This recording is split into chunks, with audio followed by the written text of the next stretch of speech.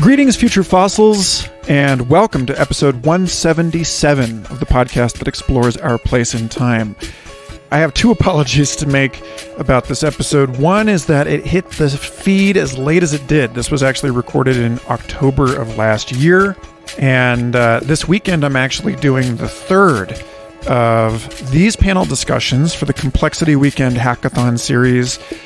So there's my second apology, which is that I'm only giving you 1 day's notice before we have another one of these, and it's going to be streamed live on YouTube tomorrow, Sunday, the 14th of November. Check the show notes on Patreon or go to complexityweekend.com for more information. Again, this is a free thing, and I hope that you can join us. So there are my two apologies, both for the same reason. It turns out it's immensely difficult to do this show and raise two kids at the same time. And I know I say that every episode, but it continues to surprise me in horrifying new ways. So thank you for listening. Thank you for your subscriptions. Thank you for your paid support on Patreon, helping me not only continue to produce and release this show without advertisements, but just produce it at all. Of the 215 people currently supporting Future Fossils on Patreon, I want to give a special thanks to new supporters Nicholas Beam, Catherine Merrill, that's my mom, T-Fairy, that's a guest, she's been on the show twice, go check out her episodes, they're great, Jay Lewis, and Elizabeth Kennedy. Thanks to all of you for helping me keep these coming. If you've been on the fence about offering material support, then honestly, this is the best time to do it. We just opened the Future Fossils Book Club into a much larger Future Fossils Media Club, and we'll now be discussing movies, TV, and games in what I hope is a much more egalitarian embrace of the broadest possible definition of literature in the 21st century. I have also been experimenting in a number of new digital art media, everything from advanced photo manipulation and collage to the use of generative adversarial networks. In fact, the cover of this episode and the last were both created by AI in collaboration with yours truly, and I'm going to be releasing high-definition wallpapers of all of that new work to Patreon supporters at $10 and above. One step closer to directly streaming my dreams to you through some hopefully non-invasive brain-computer interface. Anyway, thanks for tolerating that. And now a little bit about this episode. This is a really cool one. We have 4 guests for this episode: mathematician and computer scientist Dr. Tom Carter, anthropologist and archaeologist Dr. Jenn Huff, Pietr Michelucci, the founding director of the Human Computation Institute, and Richard James McGowan, founder and creative director at the Biomimicry Innovation Lab.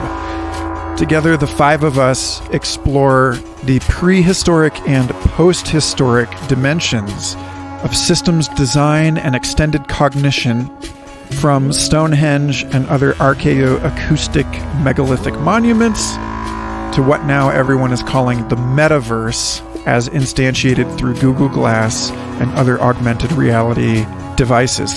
This is an episode that I think embodies one of my favorite themes of this show, which is the continuity of the deep past and deep future.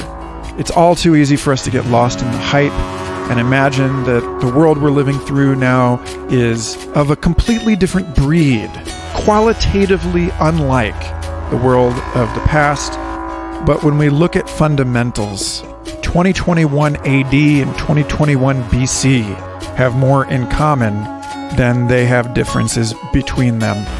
And this conversation with 4 brilliant people really drives that one home, I think.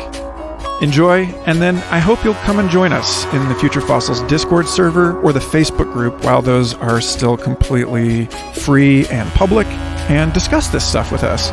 Future Fossils is more than a record of the conversations I've had with people. It is a burgeoning scene, a living creature that some listeners and I are currently trying to figure out how to reimagine so as to provide you and everyone else who enjoys this show with opportunities to participate more directly and to benefit more deeply. And so again, if you'd like to be a part of that conversation, come find us and let's discuss. All right, thank you. Hope to see you at Complexity Weekend's live Future Fossils panel tomorrow. If not, we'll have it up on the feed reasonably soon. Visit the show notes if you want to go deeper with any of these particular guests. And one more apology, please. Just somebody was wearing one of those annoying clicky headset mics on this call, and so there's lots of noise. But, maybe one day historians will cherish that. It bears more information, perhaps, than anything we actually had to say. Who knows? All right, thanks and enjoy.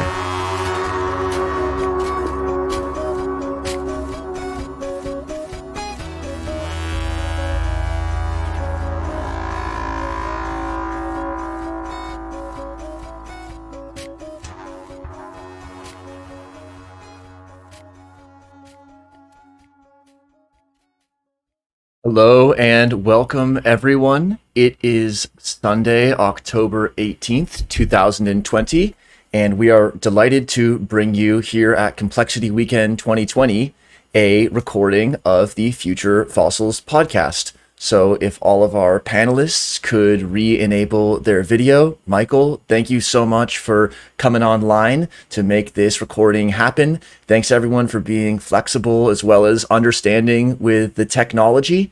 And we're really looking forward to this recording. So please, Michael, take it away. Excellent. Welcome, everyone.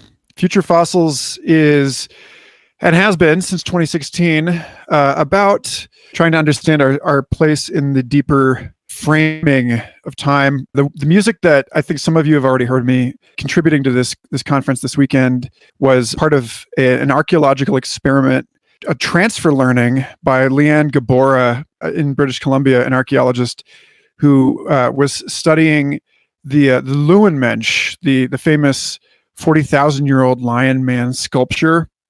The earliest evidence that we have an object of something that came out of the human imagination that didn't exist in the world, a man with the body of a man, the head of a lion. And I was invited to participate in a project where she asked a number of artists and musicians to try and transpose that into different media, music and art, to think about.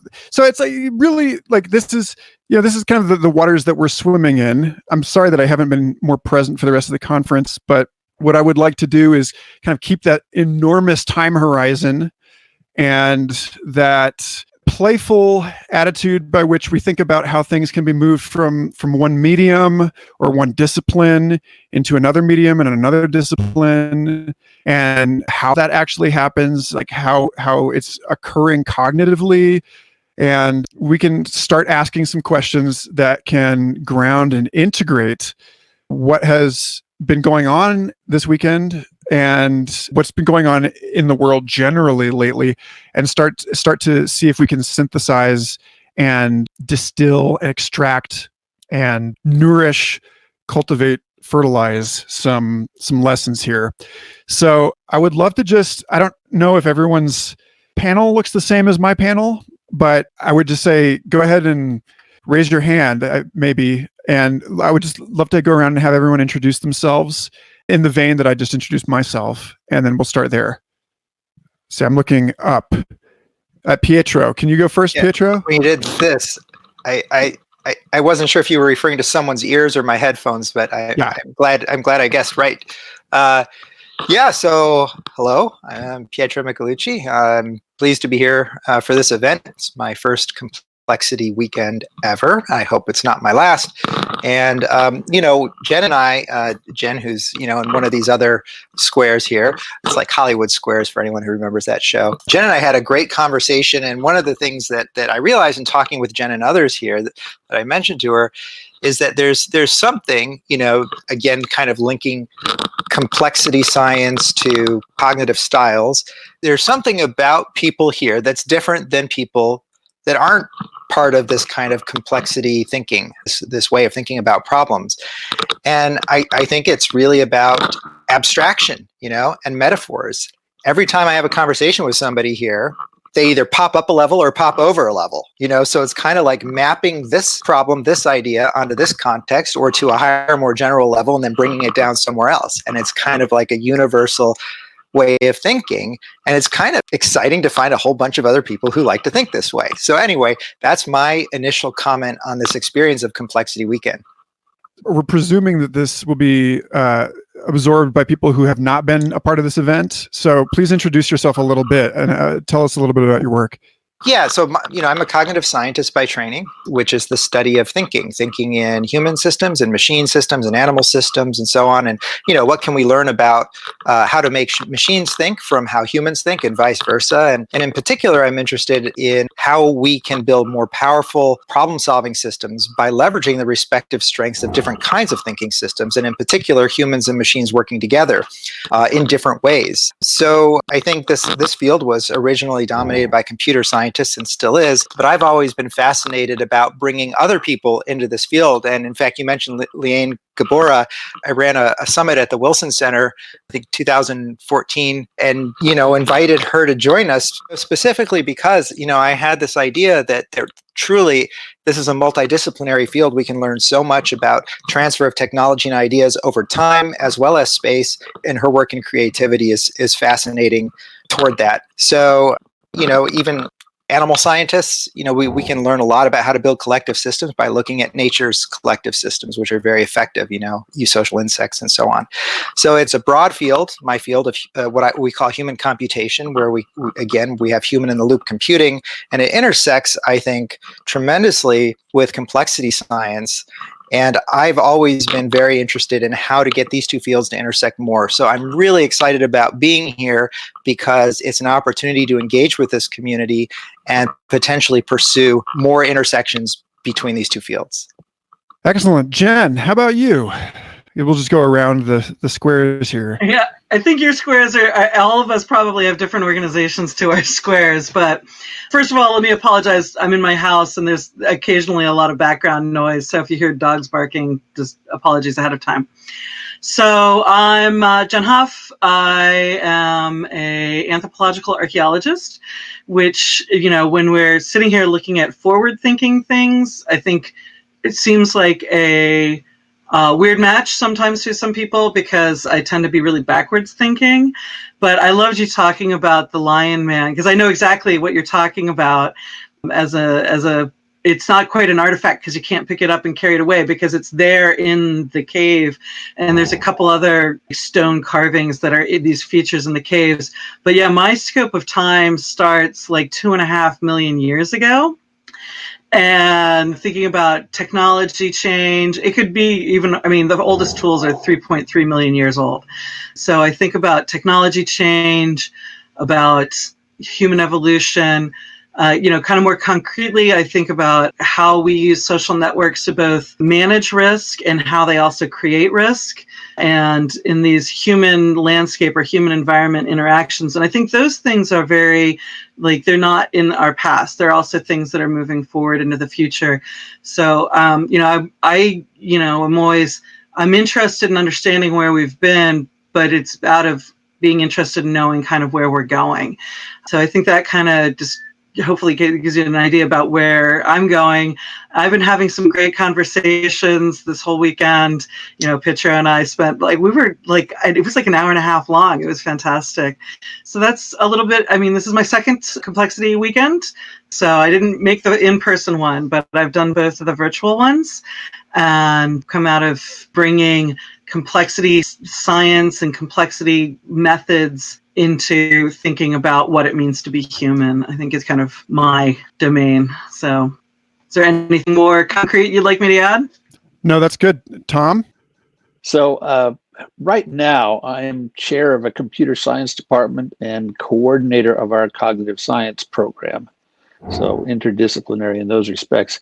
My bachelor's degree was actually in philosophy, and I would say if I had to categorize, I'm a postmodern deconstructionist, but my doctorate was in pure mathematics. So, some people think of those as the opposite ends of the spectrum, but I see the spectrum as a circle, so they link together.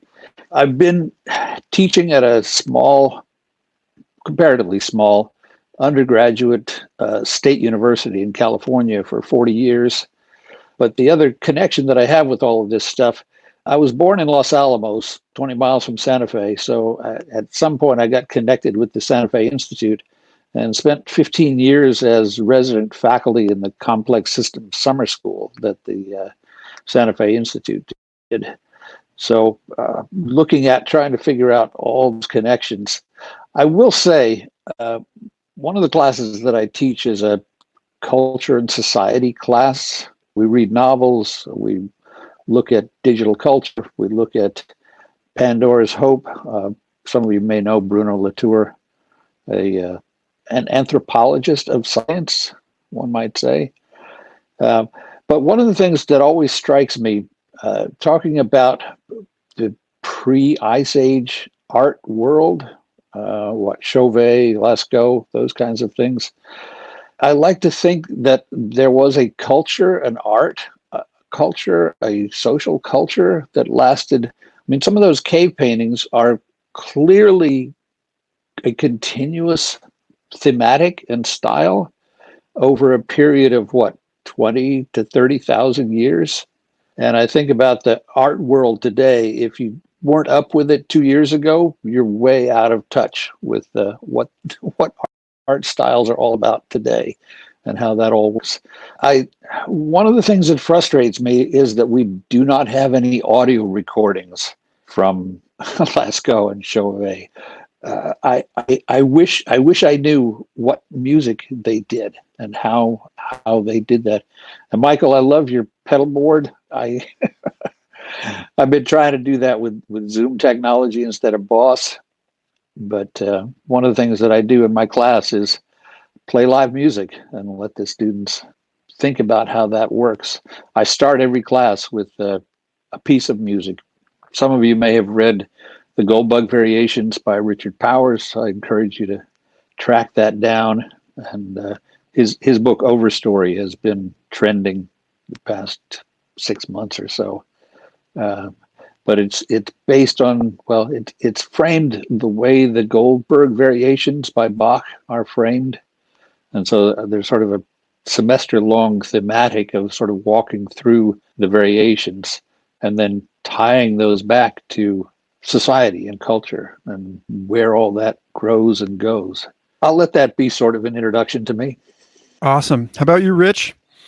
So yeah, my name is Richard James McCowan, and I work in the field of biomimicry, problem solving. My background is real estate finance and development, and I was fascinated at that time into behavioral economics, and was working for a number of years until the economic crash, and the kind of understanding how people, why they invest, where they invest it, and even just the study of cities. And when the economic crash happened in 2008 and got made redundant, it was probably the best thing that ever happened to me, because I didn't want to be one of those a-holes in the suits walking around telling people what to do. I actually was wanting to actually going out and actually understand and make a difference instead of just making people more and more money.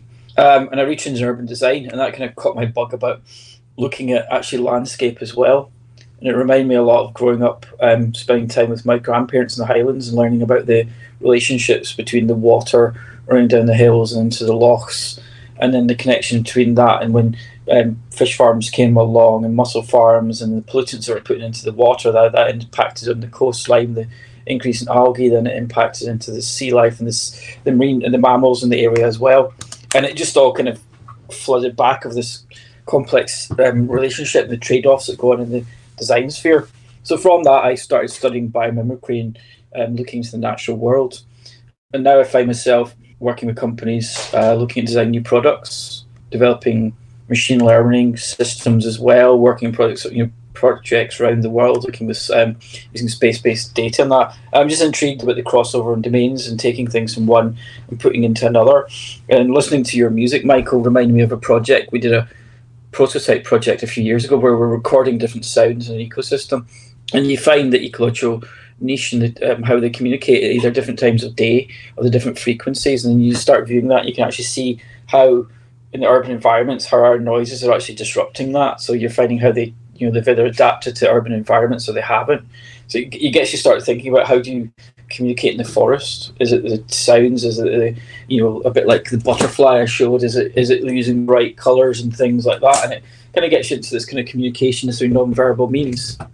And I think that's great because it gets you started thinking about the beauty and the poetry of nature.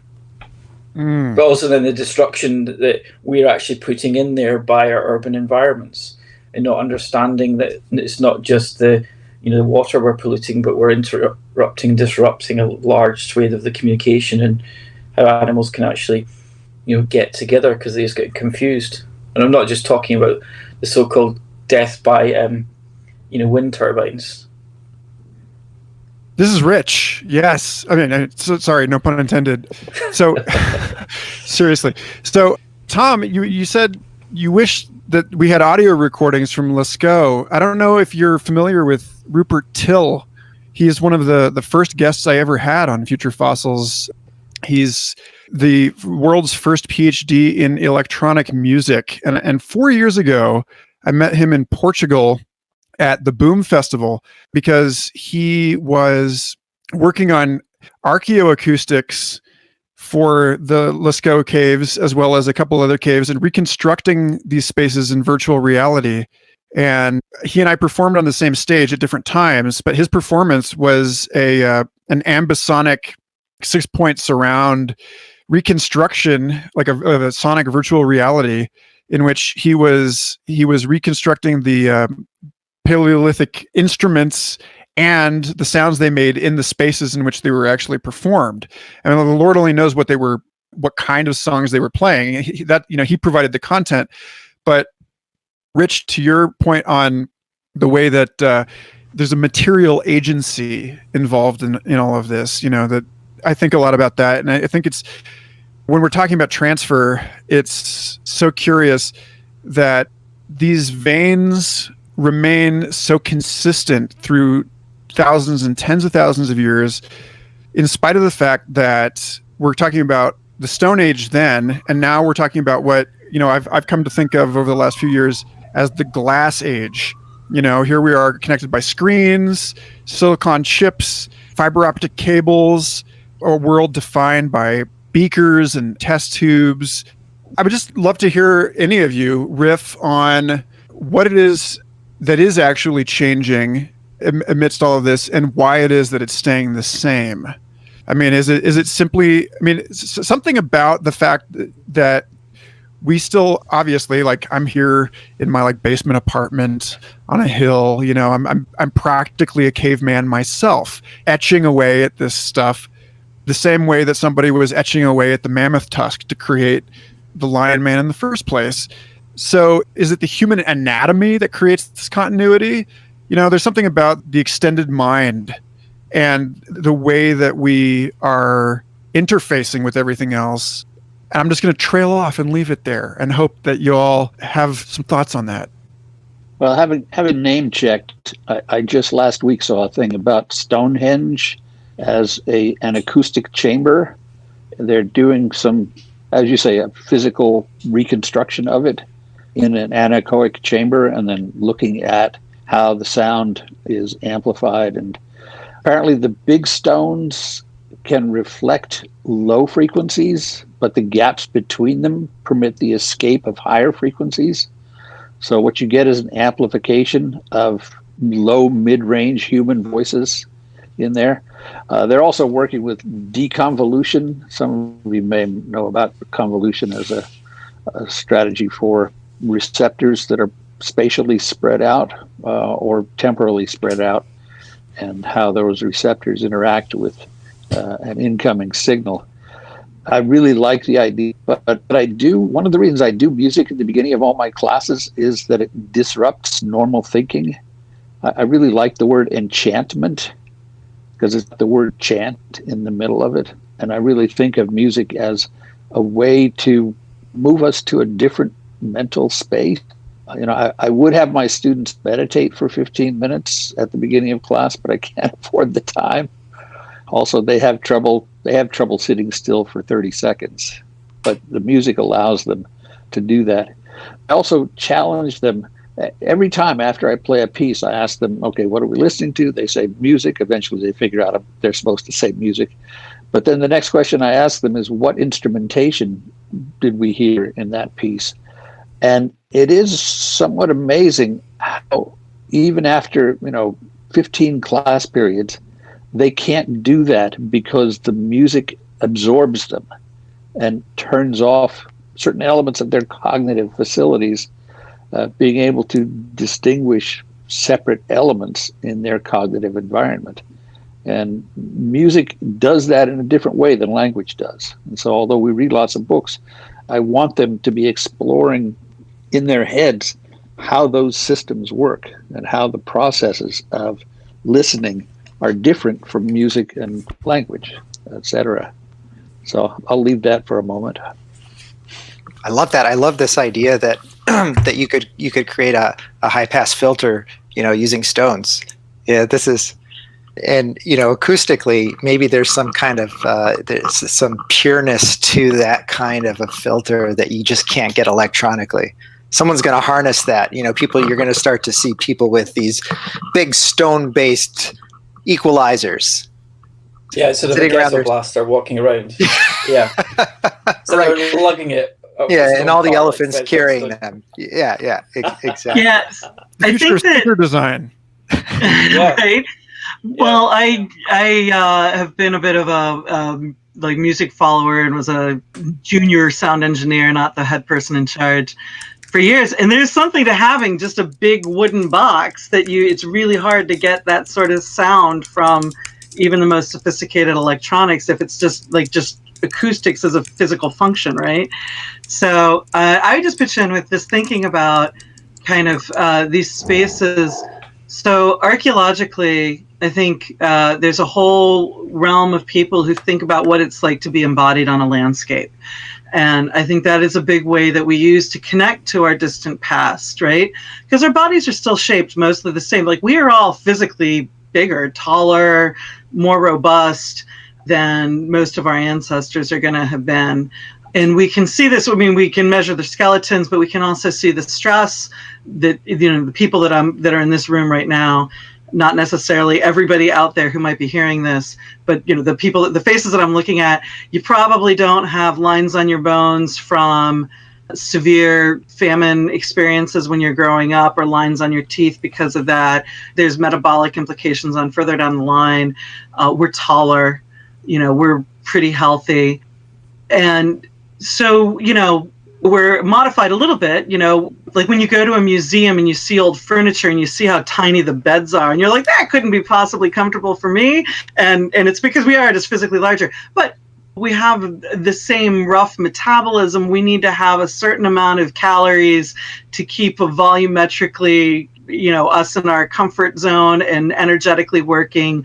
We've got forward-facing eyes. We've got grasping hands, our ears on the side of the head. So most of our bodies are really the same. And this is a great way to connect to the past. And I think that's why we can look at these spaces, and then we can find some of the tools. Music in the deep past is not as well explored as it should be. For Lascaux, which is such a great cave, in the embodied experience is you actually needed to see it under flickering light, under like a torchlight.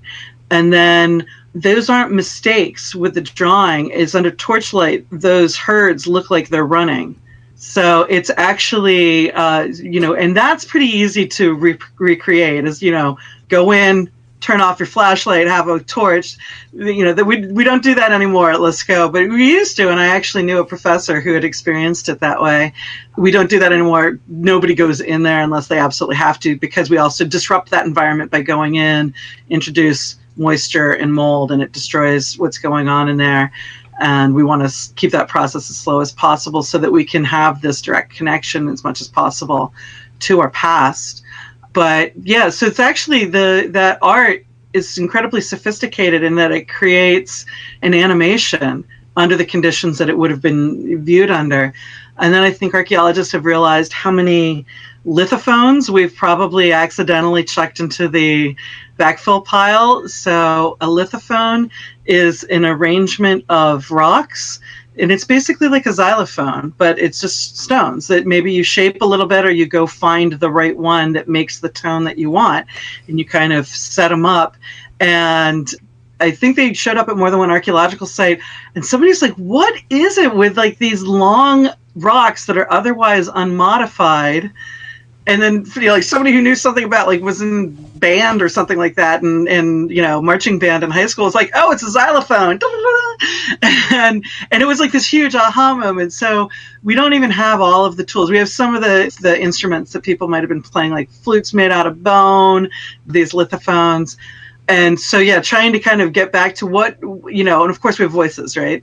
And, what were kind of the tools that were available, the technologies that people had. And there's all sorts of stuff that doesn't preserve well, that's made out of plant material that is gone to the sands of time. Maybe we'll be lucky enough to find one of those. And I finally just wanted, since we talked about Stonehenge a little bit, is understanding Stonehenge as being a part of a number of complexes. So there's Stonehenge is at the end of this very long promenade. And it looks like that was where a lot of rituals around the dead took place. But there's another henge that was made out of wood with just a very few stones that's at the beginning part of that promenade. There's like multiple of these circular arcades. That one was made out of trees. So it got me thinking about, how does being in the tree space sound relative to being in the stone space? And how does that inform our ideas about being in the living world versus being in the world of the dead? And, how does that reflect it? How does that shape that? It's fascinating. So I don't know, just a little bit of like the technical background going on there. But clearly I love this stuff. So yeah, Pietro, I'd love to have your feedback on this, because, this thought about, what the human being defined as human plus environment. I mean, working at SFI, there's one of my favorite papers that's come out of there ever. It actually came out just in this last year. It's the information theory of individuality. David Krakauer lead authored this piece on using an information theoretical formalism to understand the difference between a whirlpool and a colonial organism like an anthill. The authors also include like a spider in its web in that, the way it's scaffolded by the environment. And then on the other end, the sort of conventional individual, which a human being is not, right? Because the human being, as we all may be aware, is way off the curve metabolically. Modern human beings are using 30 times more calories. Our metabolism is using 30 times more than it would be if we were just another mammal of the same body weight. And so really what the human is like, extended into this environment, through all the server farms and the supply chains and agricultural stuff. So we're thinking about ourselves wrong in the modern age. And I get the sense that we were not thinking about ourselves. We did not have this defect in antiquity. And so I would love to know your thoughts on extended cognition in the prehistoric and in the modern and possibly in the future, and like where you see these changes and why you think these changes have led to a change in the sort of epistemic framing of the human being, and I don't know, whatever else you wanted to go with there. I mean, it's such a rich area, and there's so many directions you can go. And you're right. I mean, the human brain operates at about 20 watts of power compared to a supercomputer that takes about 1 million times more power and is processing information at roughly the same rate. So kudos to nature for efficiency. We're doing okay, but obviously we think very differently than those supercomputers, thanks to Brain OS, our operating system that evolved over billions of years. So my favorite example of extended cognition is this very high-tech device called a pencil, and paper. And for me, it's quite powerful because my memory is poor. So I need a state space to store the information that I'm manipulating. If I'm trying to do some kind of math problem, if you think about it, what really impedes us from multiplying big numbers in our head? Well, I personally can't keep track of more than about one thing at a time. But if I can write it down in my state space that's shared with my brain through this, visual light-based interface, then now, it's like I boosted my RAM in a sense, from, if you want to use a computational metaphor. And this is hugely powerful. And I think, what modern technology gives us is more ways to extend and combine our thinking with other systems, whereby we are part of a shared cognitive system. So I do think in terms now of, we have this physical universe, which serves as a state space for the information processing that goes on. And we have different kinds of information processors. Some are natural and some are synthetic, created by humans. There might be some created by, other species that I'm not aware of. So I speak more from, I don't study that stuff. So I'm speaking more from the perspective of humans.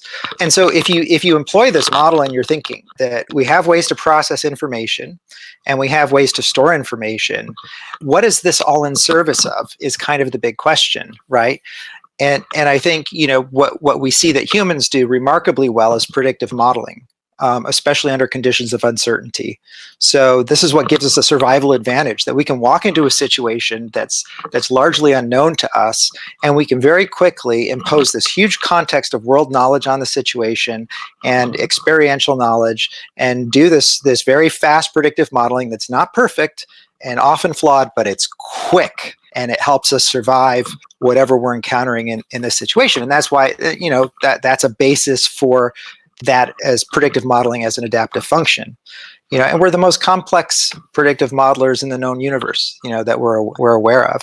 So now, what if we can link a bunch of brains together, link them to computers, link them to other natural systems, as we get improved ways of storing information and accessing it and better interfaces between humans and other systems, then, presumably, if we can figure out the right way to do it, we can collectively do better prediction, which means that we're not just surviving the situation where you walk into the woods and you see an animal that's unfamiliar and you have to decide what to do, but we walk into a situation where you see a pandemic that you've never seen before and you have to decide what to do as a species, right? And so I think that's the power of collective intelligence, collective cognition, and extending cognition across agents and among agents. So I've spoken. I'll stop there. So yeah, that's awesome. I would love to just push you just a little bit further into, and maybe Rich, you can chime in here too. What is it that we lost? It seems like this conversation owes a lot more to the pre-modern way of understanding the human individual than to the modern way of understanding the human individual. And I'm curious, in a kind of Marshall McLuhan sense of cultural retrieval, what happens when, looking forward, we exhume and carry this networked identity, perhaps even like a networked subjectivity, into our embrace of the challenges that we're facing now as a species, and what that's going to feel like, what that's going to, how that's going to be articulated in our philosophy. Maybe Tom, you brought up Bruno Latour. I know that Eric Davis wrote a really excellent book recently, High Weirdness, out on MIT Press, where he was talking about Latour and the psychogenic networks of scientific technologies, and the way that the truly weird, the truly other, is not merely a social construct, but it is something that is, and not simply enacted through our relations, but awakened through them or made visible. So what is the new subject-object or self-other relationship, say, circa 2200, in a world that, in every way, it seems like the boundaries modernity has erected have been interrogated by the products of modernity?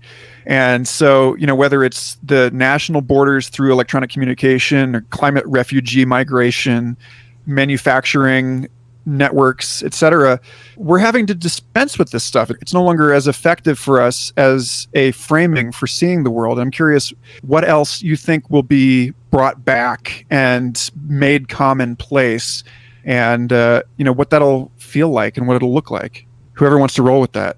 I mean, what we're seeing is, I'm seeing a lot more people just connecting to the natural world again. The importance of having access to green space in their cities. You're seeing that from India, and more people being able to see, for the first time in decades, the Himalayas, to the clearness of the water in Venice, and then with them dolphins swimming along the canals. And that's what we kind of lost going back, back to the conversation was about Stonehenge, and this kind of, you've got the savannah theory and kind of the concept of biophilia, where you designing places that are like a forest, and you come out into the savannah and you're seeing opening up in the kind of this gateway, and you're seeing that in our older cities going back hundreds of years, and kind of this risk, you don't know what's around the corner, and the kind of the little peeking through windows and seeing things, where we enjoy those kind of curiosities. We're still effectively adult children, men more so than women, and that is getting lost in a lot of our design for cities. It's very much regimented and ordered, and it's kind of saying nature's a secondary thing. We're seeing that very much bringing in. You've got the fourth industrial revolution, which is kind of bringing in, it's the bio-cyber physical systems all interconnected together. How that will work in the future, you're seeing that with the augmented AI technology for identifying species, citizen science, by using the app called iNaturalist, where you get to take a picture of a wild animal, and then the crowd will help you find it. It'll identify itself with a picture. It knows where it is, it catalogues it and goes through and thinks it's a spider, it might be this. But could you have this built into, say, an AR, augmented reality headset, as you're walking around, to automatically identify everything, so you don't go in that area because there's a risk of, species that have transmittable diseases and that kind of thing, and built in? Who knows? I mean, what people were talking about over the weekend is, did we know about COVID? Well, if you read, like I did, the Millennium Ecosystem Assessment, which coming from the early 2000s, it mentioned the threat of pandemics and zoonotic viruses being released, and that was 20 odd years ago. And then you go back to that, so we've always known about it. Nobody knew about it and dug it out from the information, or nobody listened to those scientists. But I do find that a lot of people you speak to, it's about slowing down and appreciating life more, instead of this fast-paced world that we seem to be living in. Although so many of our video calls seem to be stacked one against the other, that you actually are then going back up to hyperspeed with multiple ones. So it's kind of that crossover between we're slowing down, understanding ourselves, but 100 miles an hour on Zoom. I really want to jump in. I'm such a bad East Coast informal turn taker. So the formal turn taking is it's painful for me, but I'm definitely trying to respect the process. I just really want to jump in on one thing with us being careful about defining who the we are that's disconnected and unnetworked from our environment, because I really think that that's a very Western point of view. And it's one that if you learn about traditional knowledge systems that are living today, this is not the experience that I think we would see in a lot of other peoples in a lot of different other cultures. So from my point of view, because I've spent a lot of time thinking about how do we, because I think a lot about in America, in the United States, we've really gotten to this I'm an individual and I'm optimizing. It's the selfish gene. I can't help it. I'm a lone wolf, which completely misunderstands wolf biology. But we have this narrative that we really create. And where did it come from? I've spent a lot of time thinking about it. Kind of goes back to, maybe Greek ideal, kind of like the mental model, the ideal atomistic point of view. But we're always connected. We're filled with a biome that comes and goes out of our bodies. And, that's kind of this pandemic, is all of a sudden there's a new element to our biome that's coming into our bodies that we're not expecting. But this, we're not isolated beings. Even now, we may think of ourselves that way, but I think a lot of our problems comes from thinking about ourselves that way, and that's not universally the experience across all cultures. That may be what the people here are feeling, and it is a very widely held Western point of view. But to make sure that we don't say that other people are lacking in modernity because they don't happen to engage in this Western point of view is just kind of like a point there while we're sitting here engaging with each other. Definitely. I mean, I suppose to go back to that, you would actually say, so we shouldn't impose our Western ways of thinking onto, say, the future megacities that are coming about. So you are looking now that a lot of people in rural environments are moving into cities, and are they, over generations, will they lose that connection? So we don't want to impose this in the future cities in, say, sub-Saharan Africa that are going to appear. So, I totally agree with what you say, but yeah, over time people will migrate to cities because jobs will be automated in the agricultural hinterland, and we could have climate change and those kind of things. It's making sure that we are not just saying here's the way that we design places like the big urban blocks and small parks are only available for the wealthier class. I've actually got a book on my desk right now about looking to, let me see if I can grab it really fast. I haven't read it yet, I admit it. Yes. Low tech, designed by radical indigenism. So there's definitely people who are looking to traditional bodies of knowledge and thinking about how we build in the future too. And I don't think there's anything inherently disconnected. I mean, cities are they're ecosystems and they're organisms too. We can model them as organisms. We can model them as ecosystems. They're really super connected places. I don't think they're inherently non-human places. If anything, we need to embrace much more about how we're collectively connected to each other and interacting with each other, and less that I live in my little pod and this is my space and I want it to be completely separate from all other spaces, and unconnected from other humans. I mean, we do need some alone space too in our heads and in our bodies and so forth for our mental health. But we have to, the worst thing that humans have come up to punish each other that's not directly messing with our bodies is solitary confinement. And we know that extended solitary confinement does have real physiological effects. So we're connected to other humans. We're obligate, dependent on being connected to other humans. And I think that the Western mindset is just really bad about thinking about that, but that doesn't mean it's not the case. So we should definitely be thinking about those ideas and borrowing from cultures that are happy to have Western people, because there's always a power differential, borrow from it. And not everybody's happy about that. To think about how we do shape cities and urbanization, which is going to continue. And what does it mean in terms of, do we ever leave the planet? So, because that's a hard problem. If we are connected to each other and this rich ecosystem, that's pretty hard to put in a capsule and take up to the moon piece by piece to create an adequately complex network of things. Like, I sat through The Martian going like, it would never work that way. So, but I'm in for the fantasy of we can overcome it. But, you can't just drop potatoes into the dirt and it's going to work, because the dirt has to be alive too and has this huge network of stuff. Anyways. Tom, I want to hear you chime in here. It's been a minute. In certain respects, this may be like the stone skipping across the water, because I've been listening to a lot of things and a lot of topics. So one topic that I think about, sustainability. I hear people talk about sustainability and they say, we've got to make sure we have a 20-year horizon. And I think to myself, no, wait, can we do a 20,000-year horizon on what sustainability is all about? There's an old saying, nobody knows who discovered water, but it certainly wasn't a fish, because the fish was always already living in it. We're still, as a society, as individuals, as a culture, adapting to the Gutenberg press. I was talking to some colleagues about, the future of the university, and they would say, well, the Zoom stuff, what does it mean if a student can just sit at home and just watch Zoom stuff? Won't that just change fundamentally what the university was like? And at the time of the Gutenberg press, there were universities going, well, but it's going to destroy higher education because students can just buy a book and sit at home and read it.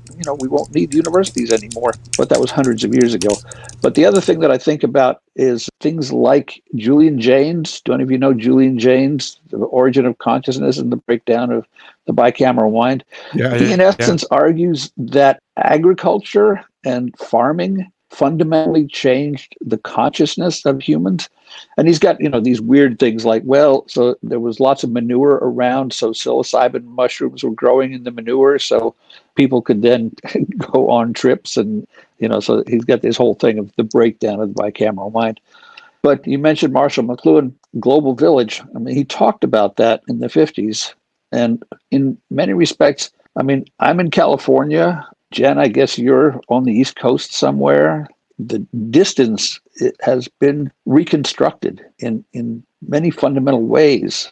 And the other thing that I think about, another book that I have my students reading this semester is a book called Earth Abides. If any of you've read that, it's written in about 1950. And there's a pandemic that kills 99% of the people. The pandemic we're in right now kills 1% of the people.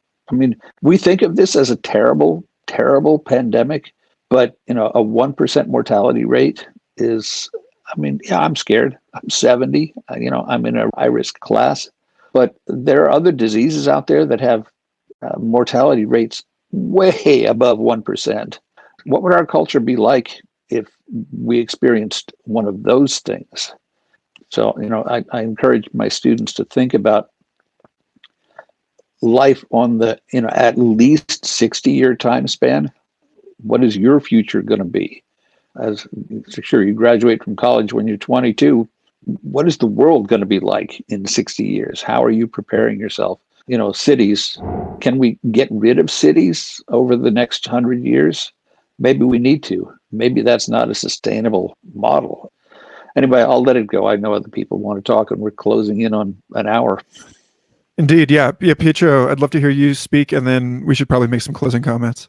Sure. So, yeah, I mean, it's with how rapidly things are advancing, it's hard to even look 20 years ahead. 20 years in terms of technology advancement now is like 200 or 2,000 years of technology advancement 100 years ago. So I'm not sure if that makes sense, but I think you get my point. So, and I think one impact here is I see it with my daughter, in the sense of ontogeny and so, we talk about the human condition and how these changes of modernity might have implications for that. And on the one hand, you can't take the human out of the human. We're all still a bunch of monkeys, just really high-tech monkeys. And we're all prone to the same, sort of cognitive biases that we had before. Technology sometimes makes us think we're smarter than we actually are. But, and by the way, those biases they're part of our predictive engine. They're a side effect of something really powerful that we need. So I'm not trying to be negative about the human species. But what I want to say is that, with my daughter, she's 13 now, she's been plugged in pretty much since she was born. And, if you ever saw that Star Trek episode, Next Gen, with the Borg and who, they unplug him from the collective and he kind of goes nuts, right? So my daughter's like that. You unplug her from the collective and, no, quick, plug her back in. We can't live with this. I think we have to recognize that in some sense, because of the developmental environment has changed, the human condition has in some sense changed, and the needs of these new generations might be different, that we might be imposing our own kind of ontogenetic perspective onto this. And I think the next disruptive change is going to be eyeglass. So, right, this is the augmented reality interface that Apple's developing. If anyone's going to do it right the first time, it's probably going to be them. And so you remember when people got cell phones, and then they got smaller and smaller, right? There were jokes on SNL. And then finally there were these little Bluetooth. Somebody time traveling from the past to the future would come and see all these people walking around the sidewalk talking to themselves and think everybody had gone completely mad, right? Because you can't see that they're all linked together talking to each other.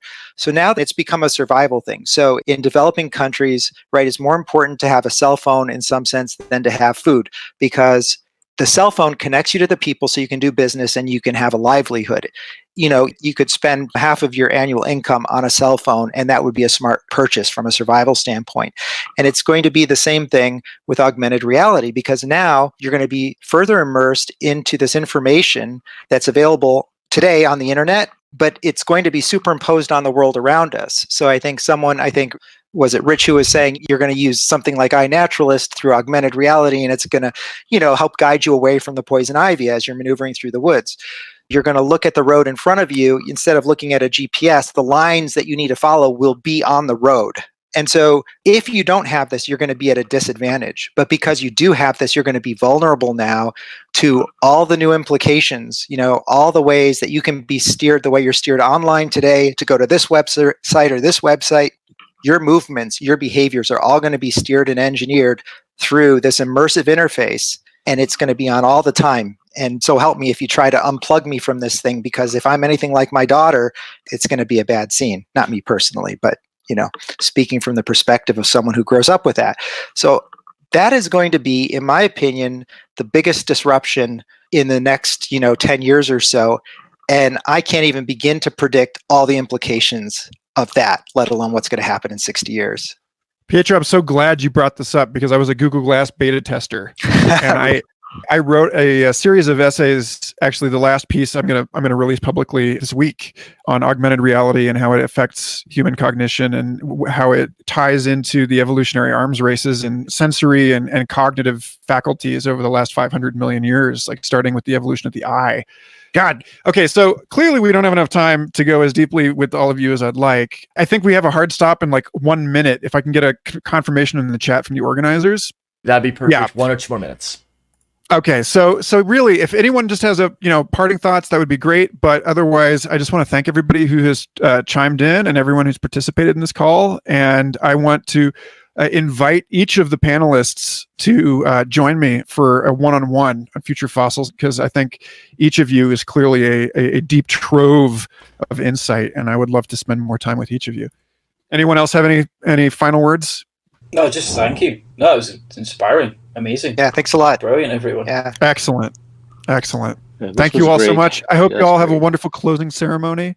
Thanks to the organizers of Complexity Weekend for facilitating this. And if anyone is interested in connecting with me personally, reach out to me, futurefossilspodcast@gmail.com, or just Michael Garfield on Twitter, and I'm happy to connect. Thanks, everybody.